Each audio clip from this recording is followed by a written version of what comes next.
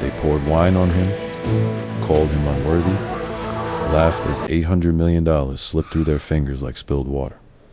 What they didn't know, the thing that would dismantle their empire before the night was over, was that the man they humiliated wasn't staff. He wasn't a gatecrasher. He was the architect of the entire deal, and he had just decided to walk away.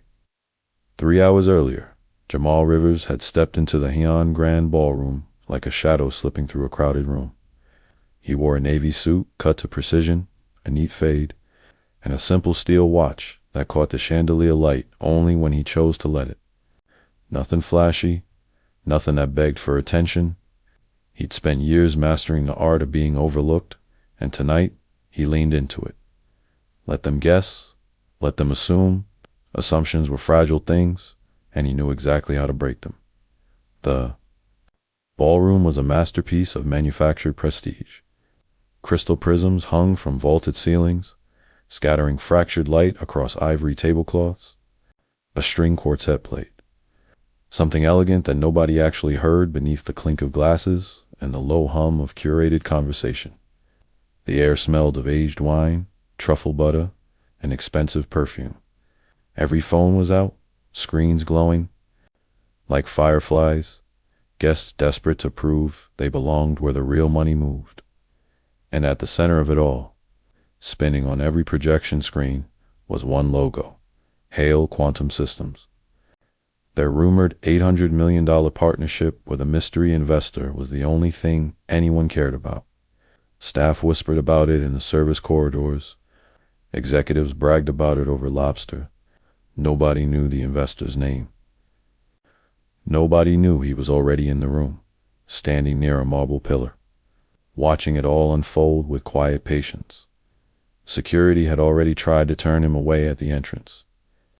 The guard had scanned him head to toe, eyes lingering on his unbranded shoes in the absence of a flashy logo.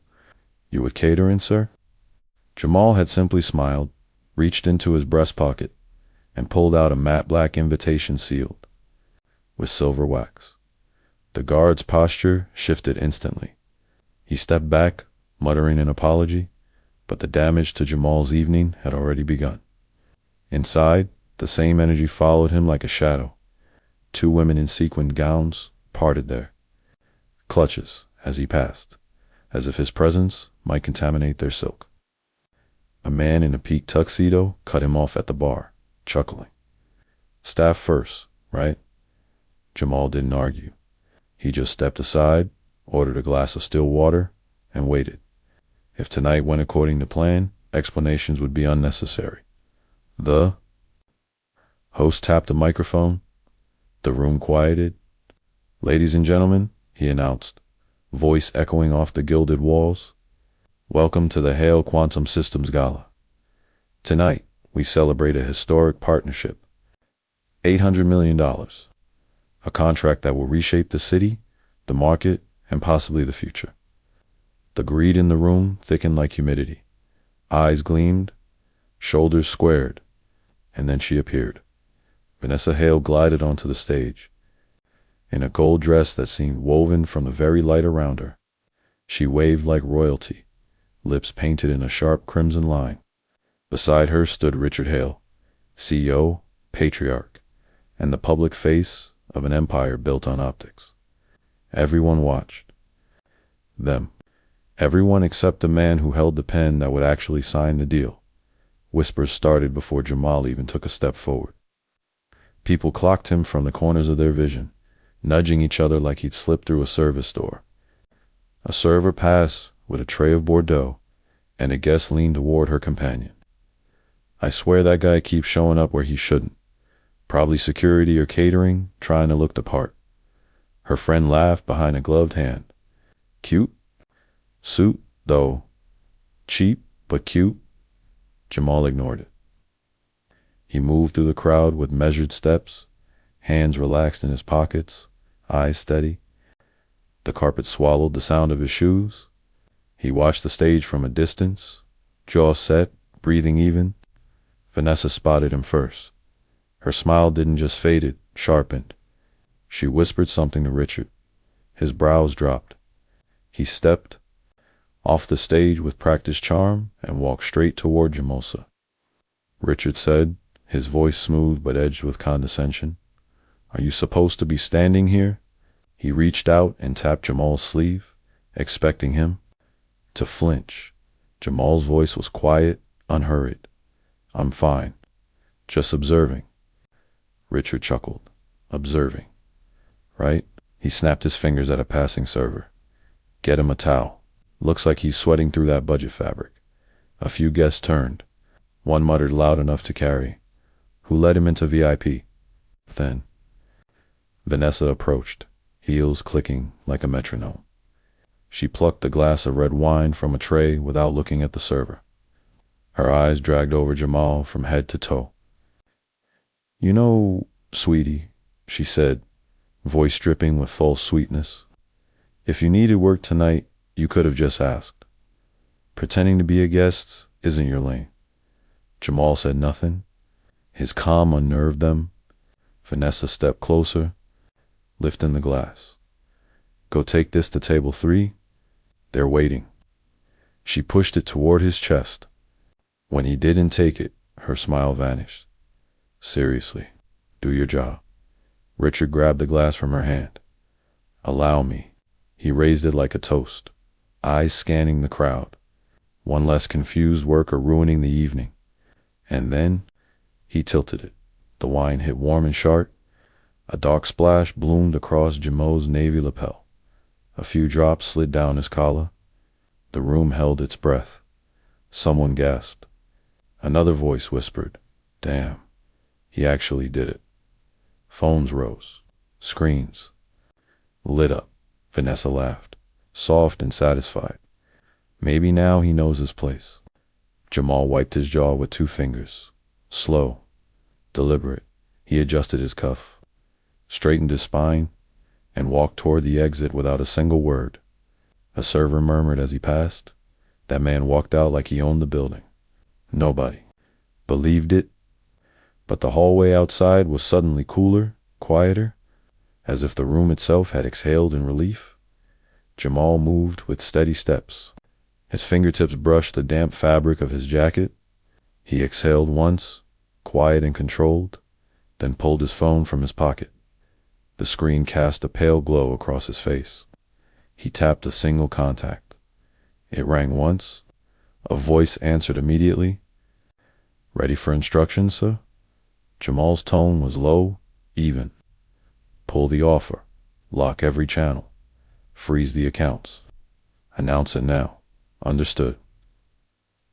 The line went dead. Near the elevator, a couple watched him.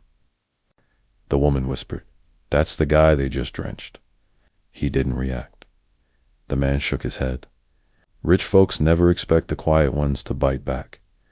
Jamal pressed the button, gave them a faint nod, and stepped inside. The doors closed.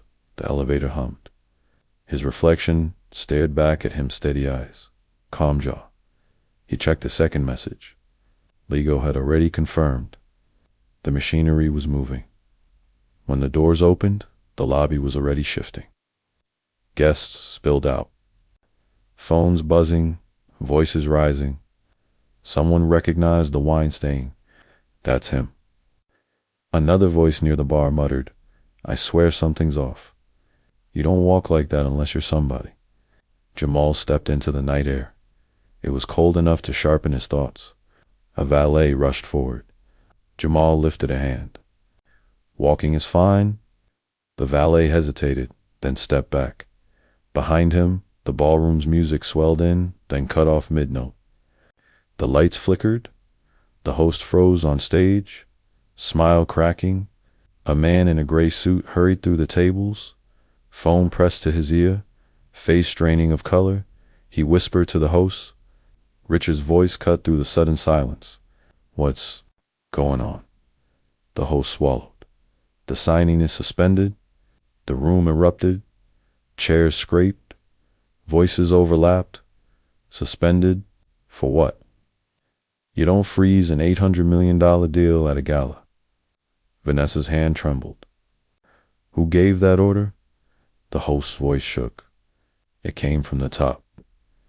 The partner said the directive was final. Richard's jaw locked. I am the top. The host shook his head. Not tonight. Across the room, executives stared at their phones. Alerts flooded in. Every account tied to Hale Quantum just got frozen. Investors are pulling out. My screen is bleeding red. Gasps rippled. Then someone near the doors held up a phone. Look at this. The video played. Richard pouring the wine.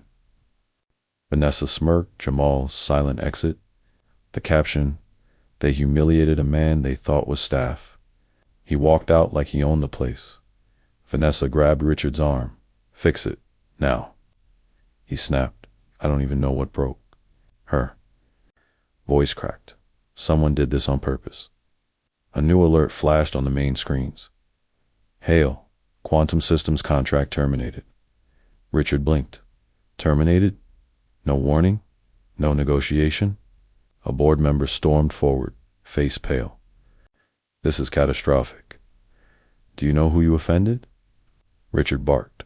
I offended no one. The board member's voice dropped. You offended the man who funded this deal? Vanessa's breath hitched. Who? Shamal Rivers. He owns the partner company. All of it. A wave of silence hit the room. Then chaos. Guests backed away. Phones kept recording. Hale Quantum's future cracked in real time. And outside, Jamal kept walking. Dawn broke rough. Headlines flooded every screen before sunrise. The wine clip looped endlessly. Comments dragged them without mercy. Investors bailed. Partners vanished. Board members resigned. Hale Quantum's valuation plummeted like a stone. Vanessa sat on the edge of the bed, mascara smudged, phone buzzing nonstop. Richard paced, hair disheveled, shirt wrinkled.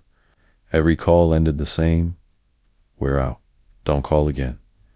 By noon, Vanessa's voice was hollow. We have to talk to him. If we don't, it's over. Richard nodded weakly. They drove tea. By noon, Vanessa's voice was hollow. We have to talk to him. If we don't, it's over. Richard nodded weakly. They drove to Jamal's neighborhood, quiet streets, mature trees, houses that spoke of old money and quiet confidence. When Jamal opened the door, he studied them with calm eyes. Untouched by the storm they'd brought, Vanessa spoke first, voice breaking. We were wrong. We treated you like nothing.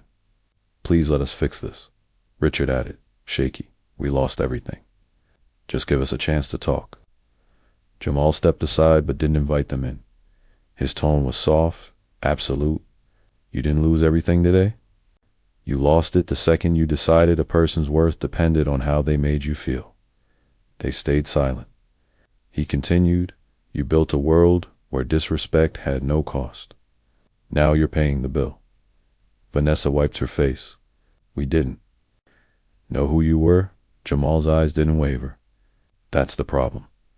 You didn't care who I was? Richard swallowed. Is there anything we can do? Jamal shook his head. The deal is gone, the trust is gone, and my door is closed. He stepped back, voice dropping to a quiet finality. Walk carefully. The world is smaller than you think. They left with nothing. His life moved forward. Their legacy didn't. If you want more stories where power flips in a single moment and justice lands clean, hit that subscribe button. Your support keeps these stories alive, and it helps us bring you even more powerful narratives. Now, let's keep watching.